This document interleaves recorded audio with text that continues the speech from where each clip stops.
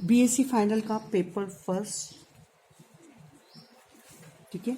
अब यहाँ paper first में हम यहाँ पर लीनियर अलजेब्रा लेंगे। अभी 2 यूनिट आपकी थर्ड और फोर्थ न्यूमेरिकल एनालिसिस पर थी, अब ये जो है लीनियर पर है। तो यहाँ पर जो टॉपिक है हमारा इनर प्रोडक्ट स्पेस रहेगा, पार्ट 1 इनर प्रोडक्ट का। इसके पहले हम डिफाइन कर रहे हैं। तो यहाँ पर लेट डेफिनेशन देखिए, एक्स और वाई दो कॉम्प्लेक्स मतलब दो सम्मिश्र एन सदिश हैं, मतलब x and y belongs to V n C. ये फील्ड आपकी सी भी हो सकती है और आर भी हो सकती है, ठीक है। कॉम्प्लेक्स नंबर और आर भी हो सकता है तो रियल नंबर के। तो let x and y two complex and vectors means x and y belongs to V n and tuples में है तो वी एन सी। तो एक्स को मैंने मैट्रिक्स फॉर्म में लिखा है, यहाँ बीच में कॉमा मत लगाइएगा।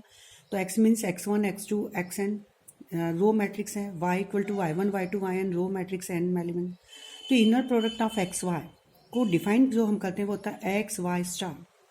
वाई स्टार आप समझते होंगे कि बार का डैश मतलब उसके कॉन्जुगेट और फिर उसका ट्रांसपोज, मतलब कॉन्जुगेट मतलब संयुग्मी और ट्रांसपोज मतलब परिवर्त। तो यहाँ पर ये कैपिटल एक्स लिखा जाएगा, ठीक है। ये हो गया। एक्स मीन्स हमने x one x two x n ये लिखा मैंने। 1 क्रॉस कितनी रो है इसमें, एक रो है और एन कॉलम है, तो 1 क्रॉस एन का मैट्रिक्स है ये।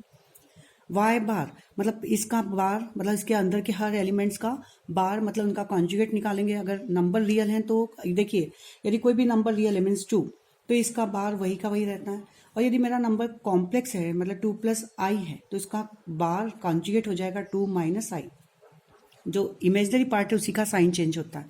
अगर मेरा है -2 -3i तो इसका कॉन्जुगेट हो जाएगा -2 + 3i, ठीक है। कॉन्जुगेट आपको आता होगा निकालना।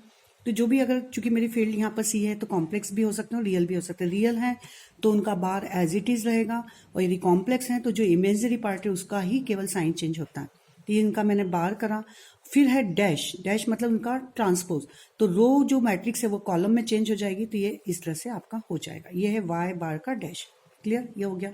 अब हम यहाँ देख रहे हैं तो यहाँ पर हमारे पास में एन रो है और कॉलम एक है, तो n क्रॉस 1। मैट्रिक्स मल्टीप्लिकेशन का आपको रूल अच्छी तरह से पता होगा कि यदि ए है मेरी p क्रॉस q की मैट्रिक्स एंड b है मेरी q क्रॉस r, मतलब इसके कॉलम की संख्या इसकी रो की संख्या बराबर होना चाहिए तो ही मैट्रिक्स में मल्टीप्लिकेशन पॉसिबल होता है, ठीक है। और जो आंसर आता है ए बी, जो उनका मल्टीप्लिकेशन करते हैं उसका जो ऑर्डर रहता है वो होता है p, ये वाला p और इसका r बचा है तो p क्रॉस r, मतलब p rows and r column. तो यहाँ हम देखेंगे n से n गया, इसके n कॉलम है और इसके n रोज हैं, तो अब जो बचा है 1 क्रॉस 1। तो जो हमारा मैट्रिक्स मल्टीप्लिकेशन होगा 1 क्रॉस 1 मतलब एक ही रो एक ही कॉलम, मतलब सिंगल एलिमेंट्स होगा, ठीक है। मतलब जो मैट्रिक्स है देखिए, अब इसमें x को मल्टीप्लिकेशन जब हम करेंगे तो x1 y1 बार प्लस x2 y2 बार प्लस xn yn बार, करस्पॉन्डिंग एलिमेंट्स को मल्टीप्लिकेशन करके ऐड करते हैं। तो यहाँ ये 1 क्रॉस 1 मतलब सिंगल है, इसलिए इनर प्रोडक्ट को हम स्केलर प्रोडक्ट भी करते हैं, डॉट प्रोडक्ट भी करते हैं। इसमें केवल एक स्केलर क्वांटिटी होती है, क्लियर। तो ये आपका इनर प्रोडक्ट डिफाइन हुआ। इनर प्रोडक्ट के पहले मैं इसमें आपको कुछ कॉम्प्लेक्स नंबर की प्रॉपर्टीज बताना चाहती हूँ। तो यहाँ जो कॉम्प्लेक्स नंबर मीन्स आप समझते हैं z equal to x plus i y, जहाँ z होता है real part of z and y को कहते हैं हम इमेजनरी पार्ट ऑफ z। जहाँ आई स्क्वायर मीन्स -1 होता है, मतलब i equal to √-1। Mod of z means आपको पता होगा इसकी मैग्नीट्यूड वैल्यू होती है, वो होती है x² + y² का अंडर रूट। अब z मीन्स है x प्लस आई वाई, तो z बार मतलब उसका कॉन्जुगेट होगा x माइनस आई वाई। दोनों की यदि हम ऐड करते हैं तो हमें 2x मिलेगा। x को मैंने बताया रियल पार्ट ऑफ z बोलते हैं, मतलब रियल z।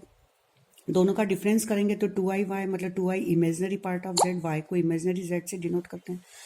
z बार बराबर हो जाएगा, z बार मीन्स होता है ये, इन दोनों का हम मल्टीप्लिकेशन करेंगे तो x² + y² आएगा।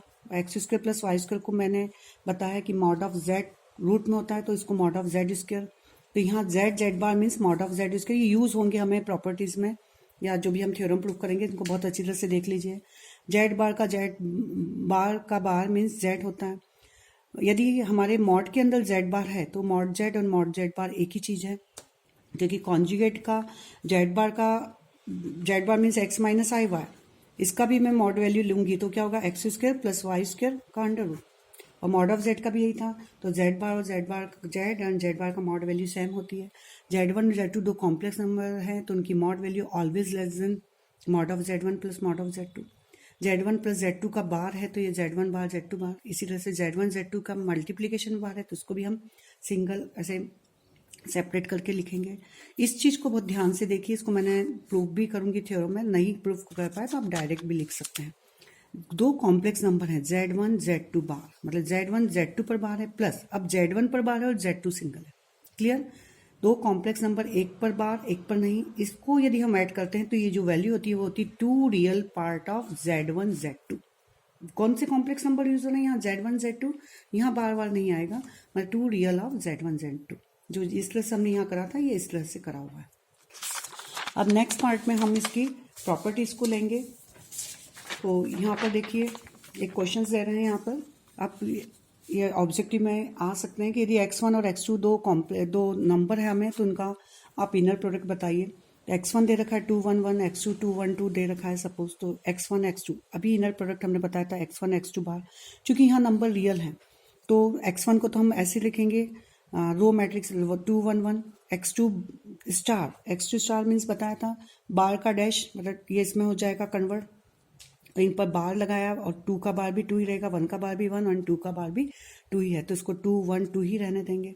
अब मैट्रिक्स मल्टीप्लीकेशन करा 2 into 2 plus 1 into 1 plus 1 into 2 means 7, तो ये इसका आंसर हो जाएगा। Inner product of x1 x2 equal to 7। दिख रहा है आपको ये एक स्केलर नंबर ही आ रहा है, means inner product is a scalar product, मतलब एक स्केलर क्वांटिटी मिलती है।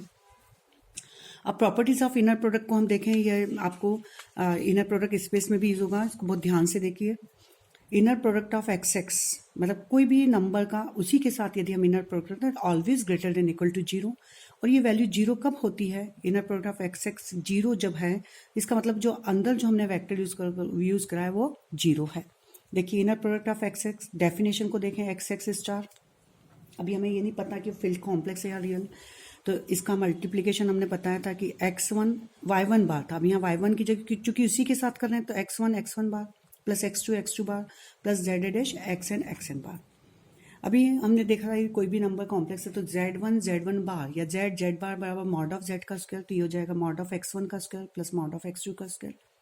Mod value always positive and साथ में स्क्वायर है तो ये पॉजिटिव सभी पॉजिटिव का सम क्या होगा? ग्रेटर देन 0, तो यहाँ हमने ग्रेटर देन इक्वल टू 0 रखा। अब वो कहते हैं कि इफ x इक्वल टू 0, तो हमने माना यदि इनर प्रोडक्ट 0 है, इसका मतलब ये वैल्यू किसके इक्वल हो गई? 0 के। हम अंदर जानते हैं कि मॉड वैल्यू का अंदर यदि 0 आ रही है, मतलब हर अंदर की जो वैल्यू है मॉड की वो सब किसके इक्वल होगी? 0 के इक्वल। इसका मतलब x1 x2 xn सब किसके इक्वल? 0 के इक्वल। मीन्स वेक्टर क्या हो जाएगा? अंदर की सभी value 0 means x equal to 0। इसको आप डबल इंप्लाइज करेंगे तो यदि वेक्टर 0 है तो उसका इनर प्रोडक्ट भी 0। तो एक तो ये प्रॉपर्टीज हुई, इसको कहते हैं नॉन निगेटिविटी, शून्यतर गुणधर्म। दूसरा है inner product of x y equal to, देखिए एक्स वाई, अब मैंने वाई को आगे ला रही हूँ, एक्स को पीछे करी तो यहाँ बार आ जाएगा यदि कॉम्प्लेक्स फील्ड है। इसको कहते हैं कॉन्जुगेट सिमेट्री, संयुग्मी सममिति। और यदि मेरी फील्ड रियल है तो x y inner product of x y equal to y x ही रहेगा, मतलब हम उसको चेंज कर सकते हैं। रियल फील्ड है तो inner product of x y equal to y x, inner product of y x.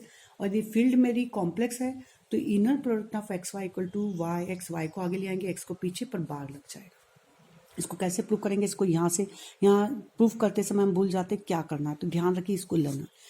ये वाई एक्स बार लिया, मैंने inner product of y x करा तो ये हो जाए वाई एक्स स्टार। ये स्टेप को हम भूल जाते हैं, इसको ध्यान रखिए। अब चूंकि वाई एक्स स्टार अभी हमने देखा inner product is a 1x1 matrix, तो वाई एक्स स्टार ये वाई एक्स का इनर प्रोडक्ट है वाई एक्स स्टार, तो ये भी एक 1x1 मैट्रिक्स है। और 1x1 यदि मैट्रिक्स है तो यदि जैसे ये है, ये एक मैट्रिक्स है तो इसका एक ही एलिमेंट से तो उसका मैं ट्रांसपोज करूंगी तो वो भी वही होगा। तो कोई भी यदि 1x1 मैट्रिक्स है जिसमें एक ही एलिमेंट्स है तो उसका ट्रांसपोज मतलब रो को कॉलम में चेंज करें तो वही का वही मिलता है। तो यहाँ पर वाई एक्स स्टार का डैश किसके इक्वल आएगा? वाई एक्स स्टार ही होगा। तो ये जो यहाँ वाई एक्स स्टार था इस पर मैंने लगा लिया डैश, क्योंकि ये वैल्यू बराबर है, क्योंकि एक इनर प्रोडक्ट है, ये 1x1 मैट्रिक्स है, रीजन आप लिख सकते हैं। अब बार का डैश मिलकर होता है ये हो जाता है आपका स्टार, ये हो जाएगा वाई एक्स स्टार का स्टार। ए बी का स्टार होता है रिवर्स में खुलता है तो ये होता है बी स्टार ए स्टार, तो ये हो जाएगा एक्स स्टार का स्टार, वाई का स्टार, वाई पीछे आ जाएगा, एक्स स्टार आगे, एक्स स्टार का स्टार एक्स होता है तो एक्स ये हो जाएगा, यहाँ लिख सकते हैं आप ए स्टार का स्टार बराबर ए इसको यूज़ करा है तो x y star and x y star बराबर inner product of x y. तो वाई एक्स का बार बराबर एक्स वाई, मतलब inner product of x y किसके इक्वल होगा, वाई आगे आ जाएगा, एक्स पीछे आ जाएगा, उसका बार हो जाएगा।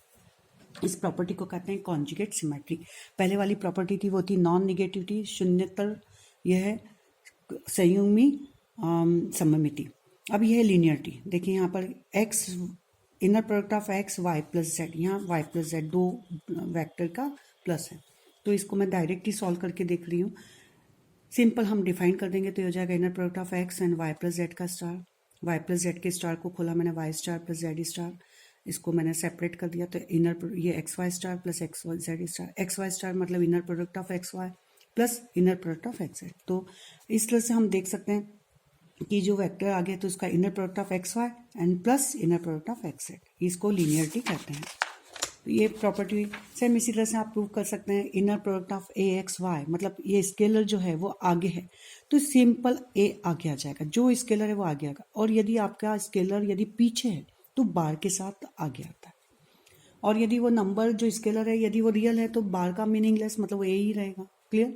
और यदि कॉम्प्लेक्स है तो किसके साथ आएगा, यदि पीछे के साथ है तो बार के साथ आता है। इसको भी आप प्रूव कर सकते देख सकते हैं। इन दोनों चीज़ को ध्यान रखिए। यदि हम मल्टीप्लिकेशन में यदि हमारे पास स्केलर यदि आगे वाले वेक्टर के साथ है तो सिंगल बाहर निकल जाएगा, एज इट इज़ पीछे वाले वेक्टर के साथ है तो बार के साथ निकलता है। इसका चीज़ का बिल्कुल ध्यान रखिए। यदि फील्ड मेरी कॉम्प्लेक्स है और यदि रियल है तो ए बार, यदि हम जानते हैं यदि रियल है तो ए, यदि कोई रियल नंबर तो ए बार इक्वल टू ए ही होता है, तो यहाँ ए ही रहेगा। अब डेफिनेशन हम दे रहे हैं इनर प्रोडक्ट स्पेस की, तो V over F be a vector space over field F. ठीक है, तो यदि उसके अंदर ये फॉलोइंग एग्जाम यदि सेटिस्फाई होते हैं, कौन कौन से, linearity, conjugate symmetry and non negativity. Linearity मतलब रेखिकता, संयुग्म सममिति और शून्यता।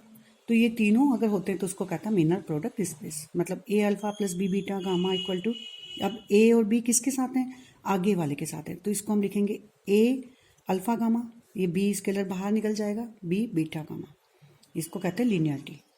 अल्फा बीटा, बीटा को मैंने आगे लिया, अल्फा को पीछे रखा तो यहाँ बाहर आ जाएगा। अभी इसको प्रूव भी कराया हमने। Alpha alpha is always greater then, खुद का खुद के साथ यदि इनर प्रोडक्ट करते हैं तो always greater than equal to 0, तो इसको कहते हैं इनर प्रोडक्ट स्पेस। इसका आप एग्जांपल देकर भी क्लियर कर सकते हैं कि prove that V n R, मतलब मैंने एक फील्ड लिया वेक्टर्स एंड टपल्स का वेक्टर स्पेस है आर फील्ड पर। इसको डिफाइन करते हैं हम, अल्फा बराबर A1 A2 AN and beta equal to B1 B2 BN and inner product of alpha beta बराबर A1 B1, बार की जगह चूंकि फील्ड रियल है तो यहाँ बार नहीं आएगा, तो A1 B1 plus A2 B2 plus AN BN, इसको ये डिफाइन किया हुआ है। इसमें अब ये सब चीज़ें हम प्रूव कर देंगे और इसको बोल देंगे हम ये इनर प्रोडक्ट स्पेस। तो ये आपका इसके ऐसे ये पूरा। अब आगे जो इसको आप पढ़िए, पूरा कंप्लीट करिए इनर प्रोडक्ट की डेफिनेशंस। नेक्स्ट उसमें मैं इस पर इससे रिलेटेड थ्योरम्स और इससे प्रॉब्लम, मतलब आपकी स्वार्ज inequality and gram Smith method से रिलेटेड प्रॉब्लम्स को हम सॉल्व करेंगे। आपको जो भी डाउट्स है प्लीज़ कमेंट बॉक्स में लिखिए।